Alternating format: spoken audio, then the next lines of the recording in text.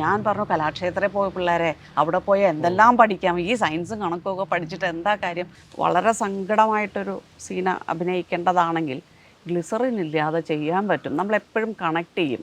ലേഡീസിന് ഒറ്റയ്ക്ക് ഒന്നും ചെയ്യാൻ പറ്റാത്തൊരു സമയത്ത് ഒരു 100 കുട്ടികളിലധികം എൻ്റെ ക്ലാസ്സിൽ അറ്റ് എ ടൈം ഉണ്ടാവാറുണ്ട്. കുട്ടികൾക്ക് എന്താണോ ആഗ്രഹം അതിന് നമ്മൾ കൂട്ടു നിൽക്കണം. അപ്പോഴാണ് അവർ വലുതാവുക. എല്ലാ തരത്തിലും മനസ്സുകൊണ്ടാണെങ്കിലും ലൈവായിട്ട് അടുത്തിരുന്ന് കാണുകയാണല്ലോ അത് ചെയ്തുകൊണ്ടിരിക്കുമ്പോൾ കാണുന്ന അതൊരു ഗൂസ് ബംസ് വരും. അത്ര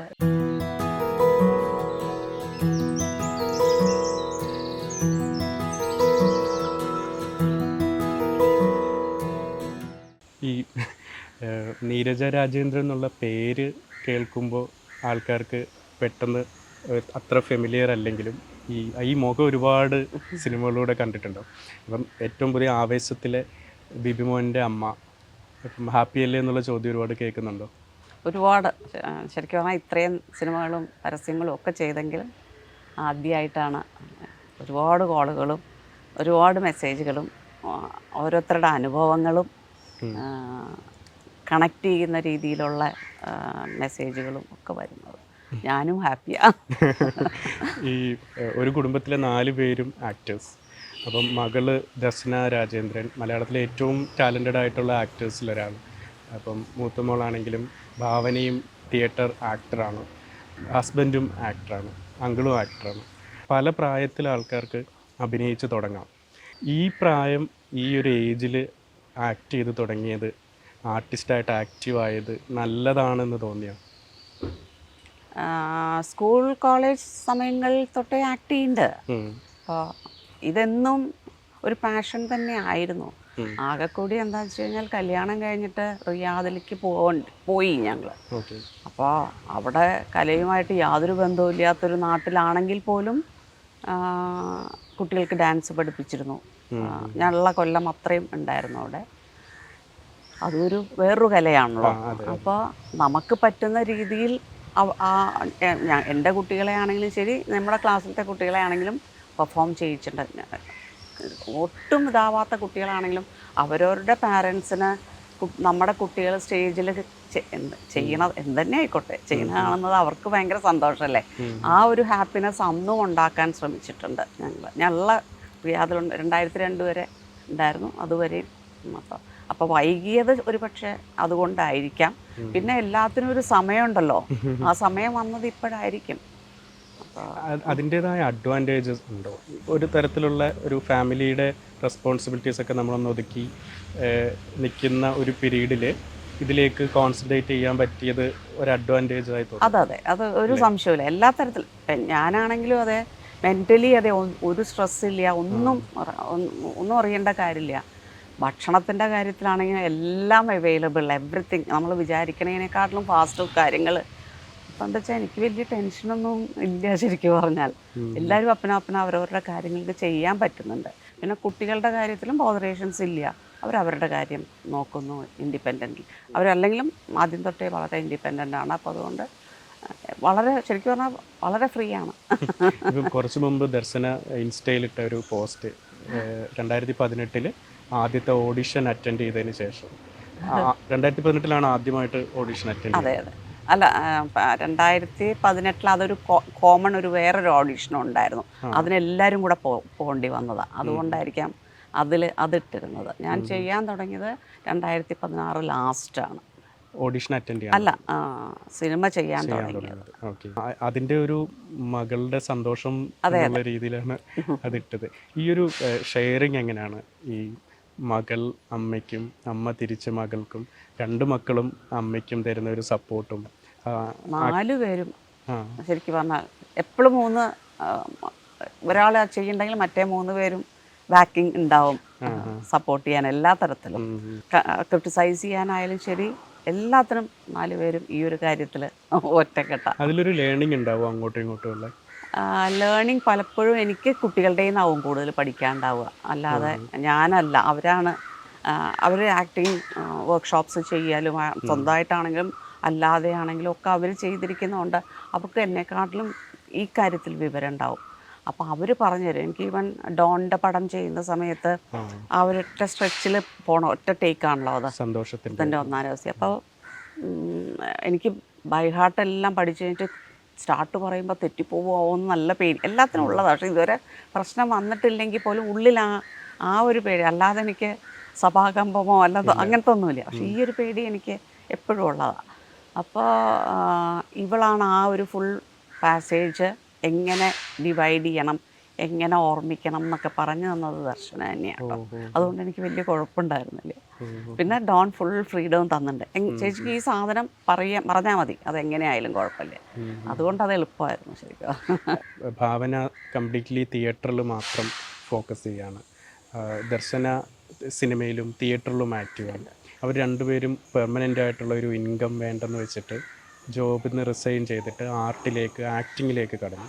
ഇപ്പം ആർട്ടിസ്റ്റ് എന്നുള്ള രീതിയിൽ മാത്രമല്ല, അമ്മ എന്നുള്ള രീതിയിൽ ആ സമയത്ത്, അല്ലെങ്കിൽ നിങ്ങൾ രണ്ടുപേരും പേരൻസ് എന്നുള്ള രീതിയിൽ എങ്ങനെയാണ് അതിനെടുത്തത്? അവരോർ ആരെന്നെ ആയാലും, കുട്ടികളല്ലെങ്കിൽ ആരായാലും, അവരവർക്ക് ഇഷ്ടമുള്ളത് ചെയ്യുമ്പോൾ കിട്ടുന്നൊരു സന്തോഷം അത് എത്രയായാലും വേറെയല്ലേ. എനിക്കൊന്നും പറ്റിയിട്ടില്ല ശരിക്കും പറഞ്ഞാൽ. അച്ഛൻ ഭയങ്കര സ്ട്രിക്റ്റ് ആയിരുന്നു. അപ്പോൾ അച്ഛൻ നല്ലൊരു ആർട്ടിസ്റ്റാണ്. പക്ഷെ എന്നാൽ പോലും അച്ഛൻ സെൽഫ് സെൻറ്റേർഡ് ആയിരുന്നു. അച്ഛൻ്റെ റൈറ്റിംഗ് അല്ലെങ്കിൽ അതിനെല്ലാം വേണ്ടി ഞങ്ങളെല്ലാം സാക്രിഫൈസ് ചെയ്യണമായിരുന്നു. അപ്പോൾ അതുകൊണ്ട് അന്നൊന്നും നമുക്കൊരു തരത്തിലും ഒരു ഫ്രീഡവും കിട്ടിയിട്ടില്ല. അതുകൊണ്ട് തന്നെ ഞങ്ങൾ കുട്ടികളുടെ മേൽ ഒന്നും അടിച്ചേൽപ്പിച്ചിട്ടുമില്ല. ഭക്ഷണം കഴിക്കുന്ന കാര്യം തൊട്ടാണെങ്കിൽ പോലും എവ്രിതിങ് അവർക്ക് എന്താണോ ഇഷ്ടം, എങ്ങനെയാണോ വേണ്ടത് അതുപോലെ മുന്നോട്ട് പോകാനാണ്. അതുകൊണ്ട് തന്നെ നമുക്ക് വീട്ടിൽ അങ്ങനെ ഒരു വലിയ പ്രശ്നങ്ങളൊന്നുമില്ല ശരിക്കും പറഞ്ഞാൽ. മെൻ്റലി ഫ്രീ ആണ്.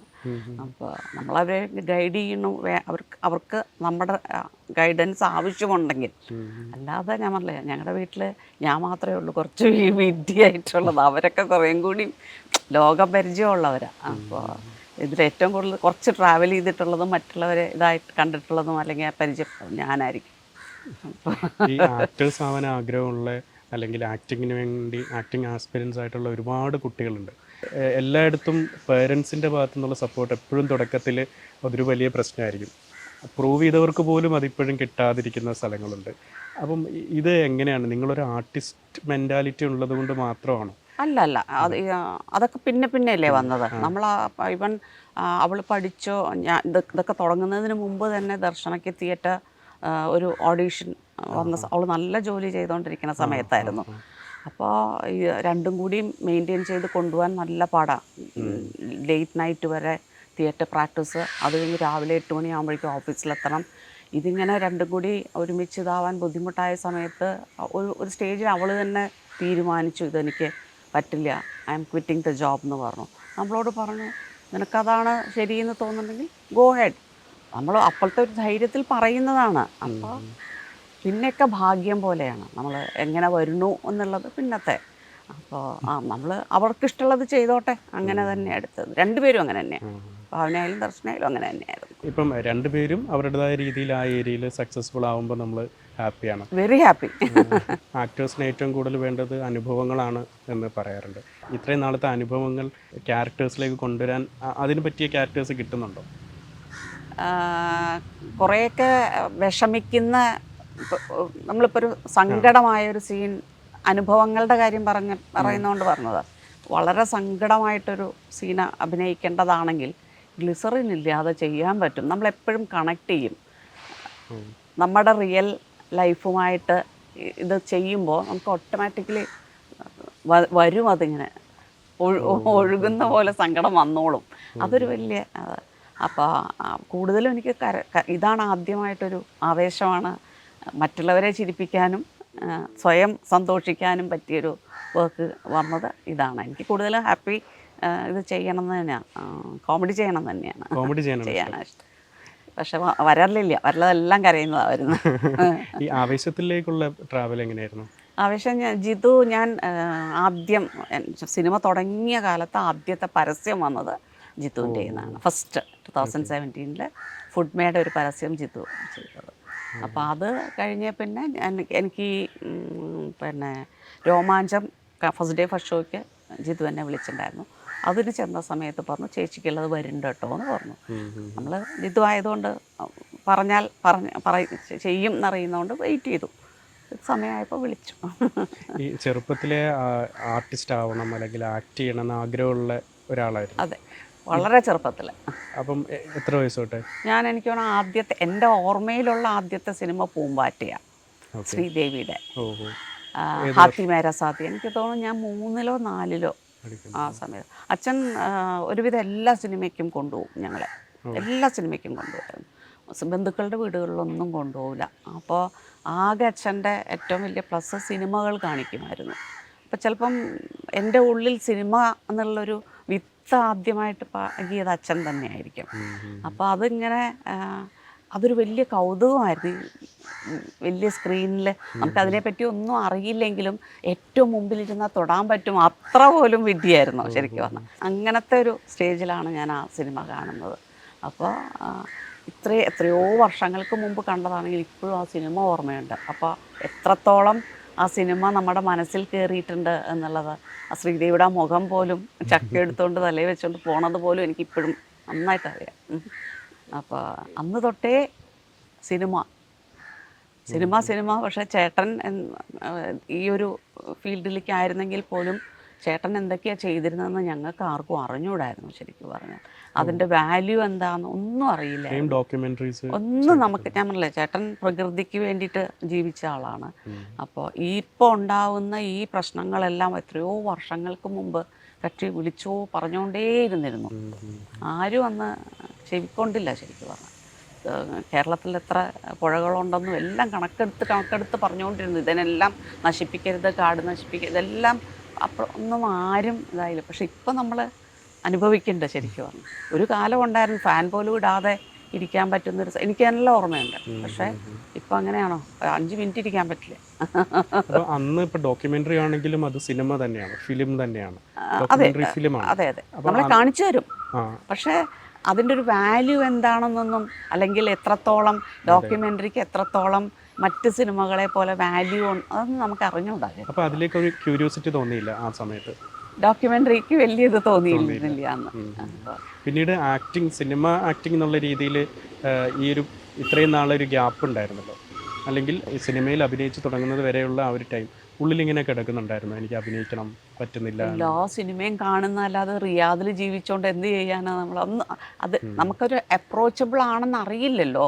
ഇതെങ്ങനെയാണ് അതിലേക്ക് എത്തുന്ന ആൾക്കാർ, ഒന്നും അറിയില്ല. ഫസ്റ്റ് രശ്മി എന്നെ വിളിക്കുന്നത് വരെ എനിക്കറിയില്ല ഇത് നമുക്ക് ചെയ്യാം, നമുക്ക് ചെന്നൊരു ഓഡീഷൻ കൊടുത്ത് കയറാൻ അതിനെപ്പറ്റി ഒന്നും അറിയില്ല. രശ്മി സതീഷാണ് ആദ്യമായിട്ട് വിളിക്കുന്നത്. ഞാൻ തൃശ്ശൂർ പേരൂക്ലിപ്തം അതാണ് ആദ്യം ചെയ്തത്. ഞാനത് തിരുവനന്തപുരത്തേക്ക് അമ്മയും അച്ഛനെയും കാണാൻ പൊയ്ക്കൊണ്ടിരിക്കുമ്പോൾ ട്രെയിനിലിരുന്നിട്ട് ചേച്ചി ഒരു ഓഡീഷൻ കൊടുക്കാമോ എന്ന് ചോദിച്ചു. ഭയങ്കര എക്സൈറ്റഡ്. ഞാൻ പറ്റിയ അവിടെ നിന്ന് എടുത്തൊരു ചാട്ടം ചാടിയാൻ. ആ മാതിരത്തെ ആയിരുന്നു ആ കോള്. കൊല്ലത്തിറങ്ങി തിരിച്ച് തൃശ്ശൂർക്ക് പോയി. അവിടെ ചെന്ന് രതീഷ് എന്നെ നടന്ന് ഉള്ളിലേക്ക്, റഫീഖും രതീഷും ഉണ്ടായിരുന്നു അവിടെ. ഉള്ളിലേക്ക് നടന്ന് വരുമ്പോൾ തന്നെ ഓഡിഷൻ വേണ്ട ചേച്ചി എടുത്തു എന്ന് പറഞ്ഞു. അത്രേ അറിയുള്ളൂ. പക്ഷെ ഓഡിഷൻ ഫസ്റ്റ് കൊടുത്ത് രക്ഷാധികാരി ബൈജു ഒപ്പൻ. പിന്നെ ഒന്നും എനിക്കങ്ങനെ ഒന്ന് കഴിഞ്ഞ് വന്നുകൊണ്ടേയിരുന്നില്ല. ഇതുവരെ എനിക്കങ്ങനെ ആരോടും ഒന്നും എടുക്കുമോ അങ്ങനെ പറയേണ്ടി വന്നിട്ടില്ല. മക്കൾക്കും അറിയായിരുന്നു അമ്മയുടെ അവർ പാരലി അവരുടെ ഒരു ആർട്ടിസ്റ്റ് ലൈഫ് കൊണ്ടുപോകുമ്പോൾ അവർക്കും അമ്മയ്ക്ക് ഇങ്ങനെ ഒരു ആഗ്രഹം ഉണ്ടെന്ന് അറിയായിരുന്നു? അങ്ങനെ ഞാൻ പറഞ്ഞില്ല, ഇത് നമുക്ക് പറ്റുന്നതാണോ എന്നറിയാതെ വീട്ടിൽ ഇതിൻ്റെ ഒരു സംസാരം വരുന്നില്ലല്ലോ. ഡാൻസ് ചെയ്യുമായിരുന്നു. അപ്പോൾ അതിഷ്ടമാണെന്നും ഞാൻ പഠിപ്പിച്ചിരുന്നതും ഇവർ രണ്ടുപേരും പഠിച്ചതും എൻ്റെ നിന്ന് തന്നെയാണ്. ഭാവനയും ദർശനയും പഠിച്ചിട്ടുള്ളതും എൻ്റെ നിന്ന് തന്നെയാണ്, ഞങ്ങളുടെ ക്ലാസ്സിൽ നിന്ന് തന്നെയാണ്. അപ്പോൾ അതറിയുന്നതല്ലാതെ ഞങ്ങൾ എല്ലാ പ്രോഗ്രാംസും ചെയ്യും. റിയാദിൽ ഒന്നും പറ്റാത്തൊരു നാട്ടിൽ എന്താ പറയുക, അപായ പോലും ഊരിയിട്ടൊരു പുറത്തേക്ക് ഇറങ്ങാൻ പറ്റാത്തൊരു സമയം, അത്ര ലേഡീസിന് ഒറ്റയ്ക്ക് ഒന്നും ചെയ്യാൻ പറ്റാത്തൊരു സമയത്ത് ഒരു 100 കുട്ടികളിലധികം എൻ്റെ ക്ലാസ്സിൽ അറ്റ് എ ടൈം ഉണ്ടാവാറുണ്ടായിരുന്നു. അങ്ങനെ 100ഒന്നുമല്ല, അതിൽ 500 കുട്ടികളിൽ കൂടുതൽ പഠിപ്പിച്ചിട്ടുണ്ട് ഞാൻ. അപ്പോൾ അതൊരു നല്ല കാര്യമല്ലേ ശരിക്കും പറഞ്ഞാൽ. ഒന്നും പറ്റാത്തൊരു നാട്ടിലെ കുട്ടികൾക്കൊരു കലയുമായിട്ട് എന്തെങ്കിലും ഒരു ബന്ധം സ്കൂളിലില്ല, ഡാൻസ് പെർഫോമൻസസ് ഒന്നും ഇല്ല. അപ്പോൾ ഒന്നും ശരിക്കും പറഞ്ഞാൽ വളരെ നാടകങ്ങൾ ഉണ്ടാവാറുണ്ട് കൂടുതൽ. അപ്പോൾ പിന്നെ ആക്ഷൻ ഷോസ് ഒക്കെ പോലത്തെ അങ്ങനത്തെ സംഭവങ്ങളെ, അല്ലാതെ കോമ്പറ്റീഷൻ അതൊന്നുമില്ല. ഇന്നത്തെ ഇതുപോലെയൊന്നും അന്നില്ല. അപ്പോൾ അപ്പോൾ കുട്ടികൾ ഏറ്റവും എൻജോയ്മെൻറ്റ് ഈ വെനസ്ഡേ തേഴ്സ്ഡേ ഫ്രൈഡേ ആണ് ക്ലാസ്സസ്. കുട്ടികളൊരു പിക്നിക്ക് വരുന്ന പോലെയാണ്. വീട്ടിൽ തന്നെയായിരുന്നു ക്ലാസ്. അതിന് പറ്റിയൊരു വീടെടുത്തിരുന്നു. ആ ഹാളിൽ തന്നെയായിരുന്നു ക്ലാസ്.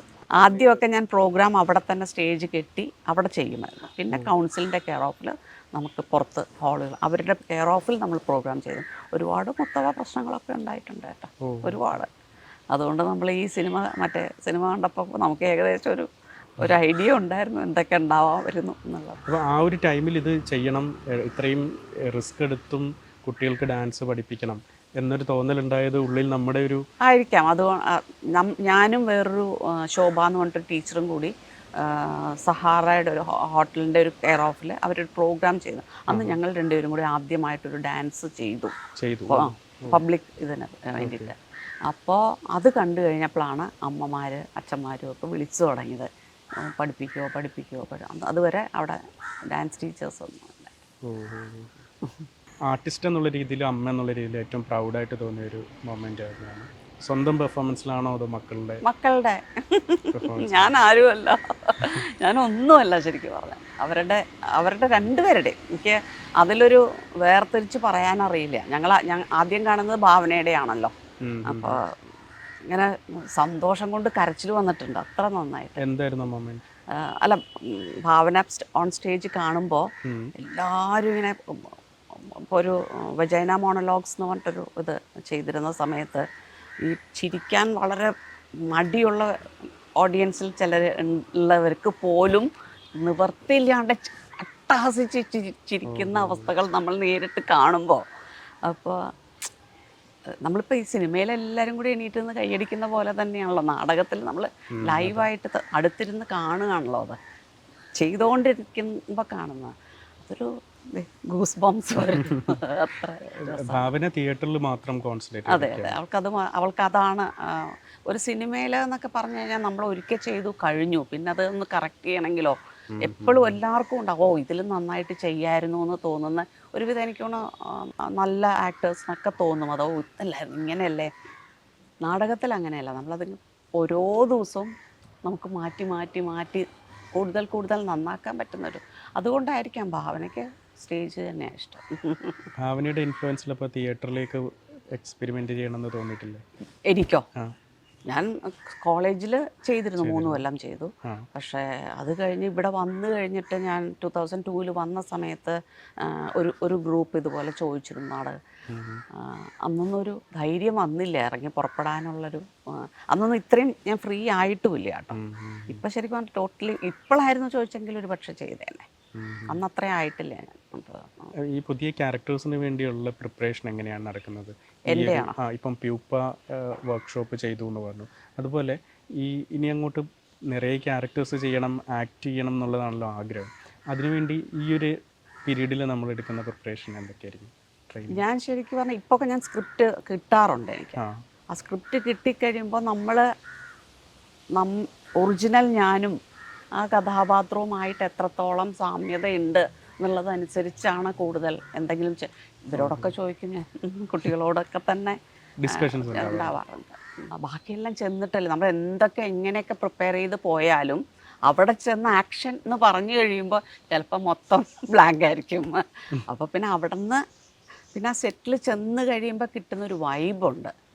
അത് എന്തൊക്കെ എനിക്ക് അസുഖങ്ങളുണ്ടെങ്കിലും അതെ, സെറ്റിൽ ചെന്ന് കഴിഞ്ഞാൽ ഒരു പ്രശ്നമില്ല, എത്ര ദിവസം വേണമെങ്കിലും ഒരു കുഴപ്പമില്ലാതെ ചെയ്തിട്ട്.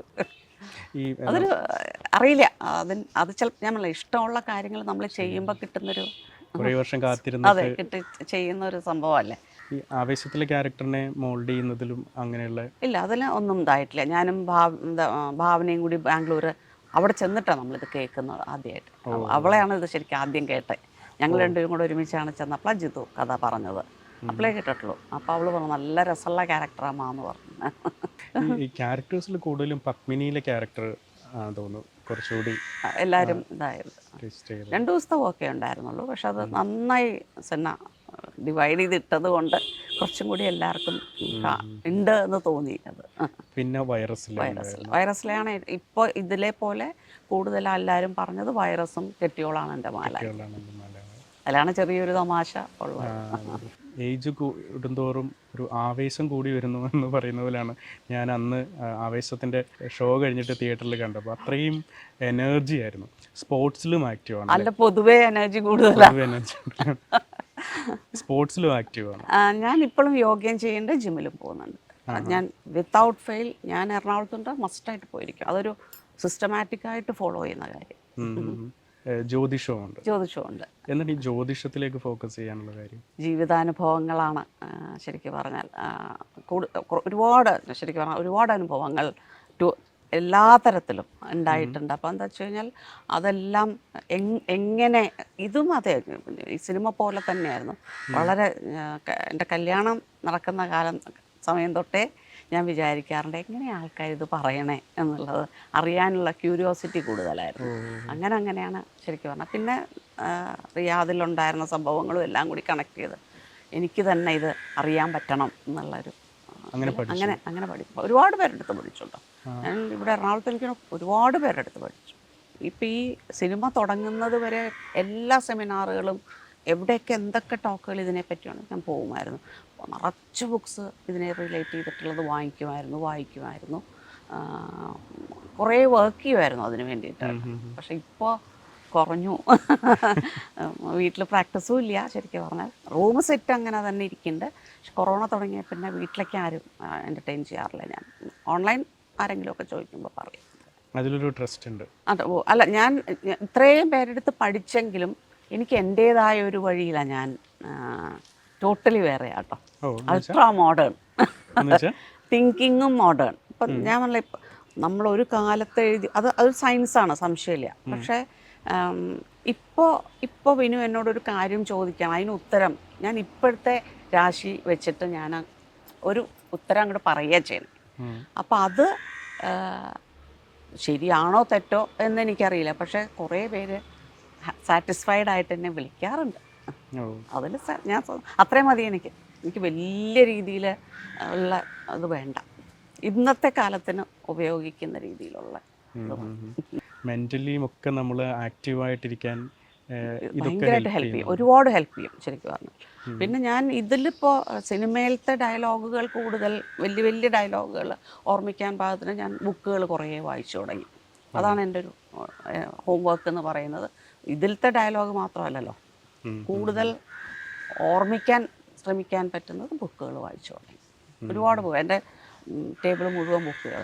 ഒരു സമയത്ത് എൻ്റെ തിരുവനന്തപുരത്തെ ശ്രീനികേതനിൽ ബുക്കല്ലാതെ ഒന്നുമില്ല. ഒരു കള്ളൻ ആ വീട്ടിൽ കയറി കഴിഞ്ഞാൽ കക്ഷിയുടെ കയ്യിലുള്ളത് വീട്ടിൽ വെച്ചിട്ട് പോകും. അതേമാതിരി ഏത് കബേർഡ് തുറന്നാലും ബുക്ക് മാത്രമുള്ളൊരു ലോകം അവിടെ. അതുകൊണ്ട് എന്താ വെച്ചാൽ ഞാൻ ബുക്ക് വായിക്കൽ കുറവായിരുന്നു. നമുക്ക് ഇതൊരു അലർജി ആയിരുന്നു. ഏത് നേരം ഇത് അത്രേ കാണുന്നുള്ളൂ നമുക്ക്. അപ്പം അച്ഛൻ ഈ ഒരു ലോകത്ത് മാത്രമായിരുന്നു നമ്മളെ വളർത്തിയത് ശരിക്കും പറഞ്ഞാൽ. അപ്പം എന്ന് വെച്ചാൽ പുറത്തേക്ക് സിനിമയ്ക്കല്ലാതെ പുറം ലോകമായിട്ട് ഒരു ബന്ധവുമില്ല ഞങ്ങൾക്ക്. സിനിമയ്ക്ക് കൊണ്ടുപോകാൻ തിരിച്ചു വരിക, എപ്പോഴെങ്കിലും വേണമെങ്കിൽ ഈ പോകുന്ന ദിവസം ഭക്ഷണം വാങ്ങിച്ചു തരും. അതല്ലാത്ത ഉള്ള എൻ്റർടൈൻമെൻറ്റ്സ് ഒന്നുമില്ല.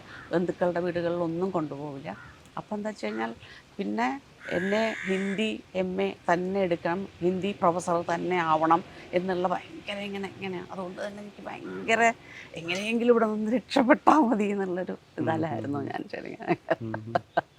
ഈ ഇൻ്റർവ്യൂസിൽ പൊതുവേ ആക്ടേഴ്സിനോട് ഇനി ആക്ടിങ് ആസ്പിരൻ്റ് ആയിട്ടുള്ള ആൾക്കാർക്ക് കൊടുക്കാൻ ഒരു അഡ്വൈസ് എന്താണെന്ന് ചോദിക്കും. പക്ഷേ ഇവിടെ എനിക്ക് തോന്നുന്നു ആക്ടേഴ്സ് ആവാൻ ആഗ്രഹിക്കുന്ന കുട്ടികളുടെ പേരൻസിന് കൊടുക്കാനുള്ള ഒരു അഡ്വൈസ് ഉണ്ടാവും. ആക്ടേഴ്സിന് മാത്രമല്ല, എനിക്ക് അമ്മമാരോടും അച്ഛന്മാരോടും പറയാനുള്ളത് ആർട്ടിസ്റ്റ് അങ്ങനെ മാത്രമല്ല. ഞാൻ പറഞ്ഞ കുട്ടികൾക്ക് എന്താണോ ആഗ്രഹം അതിന് നമ്മൾ കൂട്ടു നിൽക്കണം. അപ്പോഴാണ് അവർ വലുതാവുക. എല്ലാ തരത്തിലും മനസ്സുകൊണ്ടാണെങ്കിലും അവരുടെ മനസ്സിനൊരു വികാസം ഉണ്ടാവുന്നത് അപ്പോഴാണ്. അവരാഗ്രഹിക്കുന്നത് അത് കണ്ടുപിടിക്കാൻ പറ്റണം നമുക്ക്. ഇവരുടെ രണ്ടുപേരിലും എനിക്ക് ആദ്യം വളരെ കുഞ്ഞു കുട്ടികളായിരിക്കുമ്പോഴേ കലയാണ് ഉണ്ടായിരുന്നു. പക്ഷേ നമ്മൾ പറയുമ്പോൾ ഇവർ കേട്ടിരുന്നില്ല. ഞാൻ പറഞ്ഞു, കലാക്ഷേത്രത്തിൽ പോയ പിള്ളേരെ അവിടെ പോയാൽ എന്തെല്ലാം പഠിക്കാം, ഈ സയൻസും കണക്കൊക്കെ പഠിച്ചിട്ട് എന്താ കാര്യം. നമ്മൾ അതേ ഫീൽഡിൽ പോവാണ്, ഓക്കെ ഡോക്ടറായി എഞ്ചിനീയർ, അതിന് കുഴപ്പമില്ല. പക്ഷേ ഇവരിൽ അതല്ല എന്നുള്ളത് വളരെ ചെറുതിലേ തൊട്ടേ നമുക്ക് ഓരോരുത്തരുടെ കാലിബർ കാണുമ്പോൾ മനസ്സിലാവുമല്ലോ. പക്ഷേ ഇവർ കൂട്ടാക്കില്ല. ഇവർ സബ്ജക്റ്റ് പഠിക്കാനാണ് പോയത്. രണ്ടുപേരും ലണ്ടനിൽ പോയി മാസ്റ്റേഴ്സ് എടുത്തു. ഒരാൾ ഫിനാൻഷ്യൽ ഇക്കണോമിക്സ് ചെയ്തു, മറ്റേ ആൾ ജെൻഡർ സ്റ്റഡീസ്. ലോകത്താരും ചെയ്യാത്ത സംഭവമാണ് പഠിച്ചത്. ഭാവന ജെൻഡർ സ്റ്റഡീസാണ് പഠിച്ചത്. സുഖമായിട്ട് വേണമെങ്കിൽ കൗൺസിലൊക്കെ ജോലി കിട്ടുമായിരുന്നു. പക്ഷേ അവർക്കതൊന്നും വേണ്ടിയിരുന്നു. ഇവിടെ വന്ന് ഒരു 2 കൊല്ലം ജോലി ചെയ്തപ്പോഴേക്കും NGO സെക്ടറായിരുന്നു അവൾ. നമ്മളീ പറഞ്ഞ നിർബന്ധിക്കാൻ പറ്റില്ല. അവര് ലോകം നന്നാക്കാൻ പോയത് സബ്ജക്റ്റ് പഠിച്ചിട്ടായിരുന്നു. അല്ല, ഒരുപാട് തരത്തിൽ അഡ്വാൻറ്റേജ് ആയിട്ട് നല്ല രീതിയിൽ പുറത്തു പോയി ഒരുപാട് എക്സ്പോഷർ കിട്ടിയതുകൊണ്ട് നന്നായിട്ട് ആൾക്കാരെ മനസ്സിലാക്കാൻ തൊട്ട് സംസാരിക്കാനായാലും അതെ, അവർക്ക് എന്താണ് വേണ്ടതെന്ന് അറിയണം.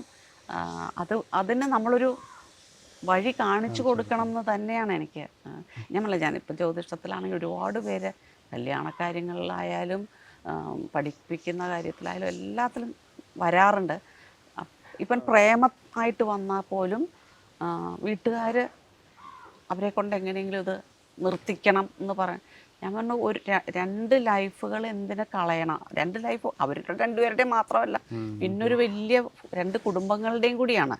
ഇവരൊക്കെ ശരിയായില്ല എന്ന് വെച്ച് കഴിഞ്ഞാൽ, ഇപ്പം ഇത് ശരിയാവും എന്നല്ല പറഞ്ഞത്, പ്രേമിക്കണതെല്ലാം ശരിയാവും എന്നല്ല ഞാൻ പറയണത്. പക്ഷേ അതങ്ങനെ അല്ലാതെ വന്നാൽ തന്നെ ശരിയാവുന്ന എന്തുറപ്പാളെ. അല്ല, ഇത്രയും ലിബറലായിട്ട് ചിന്തിക്കുന്ന കുട്ടികൾക്ക് അവരുടേതായ ഇഷ്ടത്തിന് വാല്യൂ കൊടുക്കണമെന്ന് ചിന്തിക്കുന്ന ആള് ജ്യോതിഷം ചെയ്യുമ്പോൾ അതിലൊരു അല്ല, അതിൽ ഞാൻ ലിബറലാണ്. അതുകൊണ്ടാണ് ഞാൻ അൾട്രാ മോഡേൺ രീതിയിലാണ് ഞാൻ തിങ്ക് ചെയ്യുന്നത്. അപ്പോൾ പേരൻസ് ഇതുപോലെ കല്യാണം വരുമ്പോൾ ഞാൻ പറയാറുണ്ട്. അപ്പോൾ അവർക്ക് പക്ഷെ പൊതുവെ അത് ഇഷ്ടാവില്ലായിരിക്കും. ആയിക്കോട്ടെ, എനിക്ക് എൻ്റെ കാര്യം, എൻ്റെ എന്താണോ എനിക്ക് തോന്നുന്നത് എന്നല്ലേ പറയാൻ പറ്റുമോ.